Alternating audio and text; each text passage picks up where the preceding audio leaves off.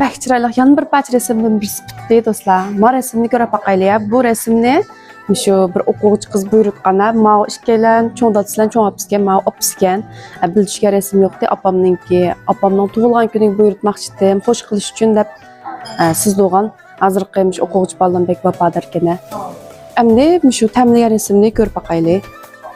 Ma resim bo'lsa, cho'ng opasidan cho'ng dadasidanki resim shu. Ma mana bitgandiki siz bo'lgandiki shovg'oz shu.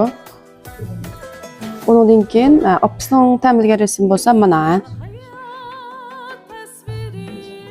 Hamda uchaylarni ma'lata kirishtirib, o'rnini mumshtaq holatga qilib berdim. Bil tug'anda qilib bek chiroyli chiqdi. Texim chiroyli bo'lish uchun ostiga mavu atan to'g'riliq husnixat nisbatim.